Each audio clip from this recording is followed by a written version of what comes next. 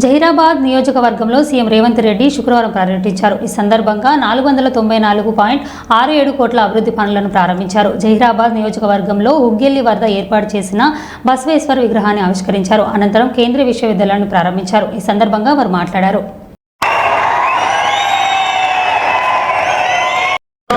అభివృద్ధి కార్యక్రమాల గురించి సురేష్ శంకర్ గారు చెప్పారు, దామోదర్ రాజ్ నరసింహ గారు చెప్పారు, అదేవిధంగా శాసనసభ్యులు చెప్పారు. తప్పకుండా దానికి సంబంధించి ఒక ప్రత్యేకమైన సమీక్ష చేసి ఏమేమి ఇవ్వగలుగుతామో మున్సిపాలిటీలో అదే డ్రైనేజ్ వ్యవస్థ కావచ్చు, సిసి రోడ్డు కావచ్చు, తాగునీటి సమస్య కావచ్చు, ఏమి నిధులు అవసరమవుతాయో అధికారులందరినీ కూడా పిలిచి సమీక్ష చేసి జహీరాబాద్ నియోజకవర్గానికి అవసరమైన నిధులను మంజూరు చేయడానికి నాకు ఎలాంటి అభ్యంతరం లేదు. ఎన్నికలు వచ్చినప్పుడే రాజకీయాలు, ఎన్నికల తర్వాత అందరినీ కలుపుకొని అభివృద్ధి చేయడమే నా బాధ్యత. తప్పకుండా జహీరాబాద్ నియోజకవర్గ అభివృద్ధిని నేను మీకు మంజూరు చేస్తా.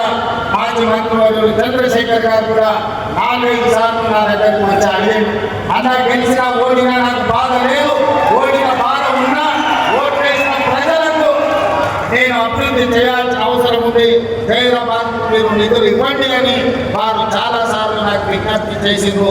తప్పకుండా నిధులు మంజూరు చేస్తానని చెప్పి ఈ వేదిక మీద నుంచి వారికి నేను విజ్ఞప్తి చేస్తున్నాను. అదేవిధంగా నారాయణగేట్కి సంబంధించి మిత్రుడు డాక్టర్ సంజీవరెడ్డి గారు పెద్ద చిత్తే తీసుకొచ్చాడు. వాస్తవంగా వారు మాట్లాడాల్సిన అవసరం ఉండే ఈ వేదిక మీద, కానీ నాకు రేపు ప్రధానమంత్రి గారితో నీతి ఆయోగ్ సమావేశం ఉన్నది, విమానాలు కొన్ని రద్దవుతున్నాయి, నేను తొందరగా ఢిల్లీ చేరుకునేది ఉన్నది కాబట్టి వారికి మాట్లాడే అవకాశం రాలేదు. కానీ వారి ఈ ప్రాంత అభివృద్ధి కోసం నా వంతు సహకారాన్ని మీకు అందిస్తానని చెప్పి నేను విజ్ఞప్తి చేస్తున్నాను. అదేవిధంగా లక్ష్మీకాంతరావు గారి వేదిక మీద ఉన్నారు, మదన్మోహన్ రావు గారు ఉన్నారు, అంజిరెడ్డి గారు కూడా కొన్ని విషయాలను నాకు రిప్రజెంట్ చేసి ఎమ్మెల్సీ గారు వారు నూతనంగా ఎన్నికైరు, వారు కూడా ప్రజలకు చేయాలన్న తాపత్రయం, చాలా సంవత్సరాలు వారు ప్రజా జీవితంలో ఉన్నారు, వారికి ఇప్పుడు శాసన మండలి సభ్యుడికి అవకాశం వచ్చింది. తన వంతు అభివృద్ధి కార్యక్రమాలలో భాగస్వామి కావాలి అని వారు విజ్ఞప్తులు ఇచ్చారు. తప్పకుండా వాటిని కూడా పరిశీలించి అవసరమైన నిధులను మంజూరు చేయడానికి నేను ప్రయత్నం చేస్తాను. అదేవిధంగా ఈ మెదక్ జిల్లాలో ఈరోజు పటాన్చెరు పారిశ్రామిక ప్రాంతం ఒక మినీ ఇండియా లాంటిది. ఆ మినీ ఇండియాను ఆనాడు ఇందిరమ్మ మంజూరు చేయబట్టి దేశం నలుమూలలో ఉన్న కార్మికులు ఎవరైనా ఏ ప్రాంతం వారైనా కడుపు చేత పట్టుకొని పటాన్చెరు ప్రాంతంలో వస్తే బ్రతకడానికి అవకాశాన్ని కల్పించి మీరు ఆదరించారు.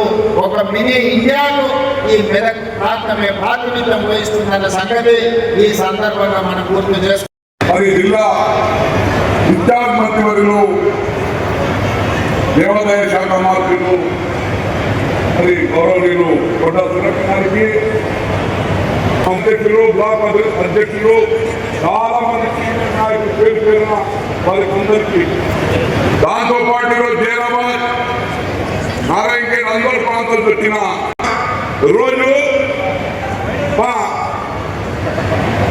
ముఖ్యమంత్రి గారు మరి మన జిల్లా కాంగ్రెస్ ప్రభుత్వం ఏర్పడ్డ తర్వాత పారిశ్రామిక రంగంలో జహీరాబాద్ ఏ విధంగా దూసుకెళ్తున్నదో మనం అర్థం చేసుకోవాల్సిన అవసరం ఉంది.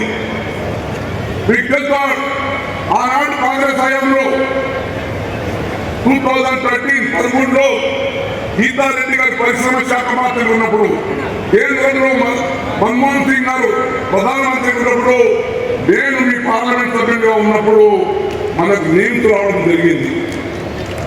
అది ఆనాడు కాంగ్రెస్ ప్రభుత్వంలో 12,500 ఎకరాలు సేకరించి ఒక ఇండస్ట్రియల్ పార్క్, మ్యానుఫ్యాక్చరింగ్ జోన్ ఏర్పాటు జరిగింది. ఆనాడు కలలు కన్నాం. కానీ మేము అన్ని మొదలుపెట్టిన ఒక 3,000 ఎకరాలు ఆనాడు అప్లికేషన్ జరగడం జరిగింది. తర్వాత టీఆర్ఎస్ ప్రభుత్వం 10 సంవత్సరాల కాలం వచ్చింది. ఎక్కడ వేసిన గొంగడి అక్కడే మనం చూస్తూ ఉన్నాం. అది మా ముఖ్యమంత్రి అయిన తర్వాత అది ఏం సంగతి, ఏం సంగతి, మా జనాలు ఏం సంగతి అన్న మీటింగ్ పెడితే అప్పుడు చెప్పింది ఎక్కడ వేసిన గొంగడి అక్కడ లేదు. మళ్ళీ ముఖ్యమంత్రి గారు ప్రత్యేక చర్యలు తీసుకొని మరి దానికి ల్యాండ్ అక్విజిషన్ సంబంధించిన ప్రక్రియ పూర్తి చేయాలని అధికారులకు ఆదేశించి మరి ఈరోజు చూస్తూ ఉన్నారు 7,500 ఎకరాలు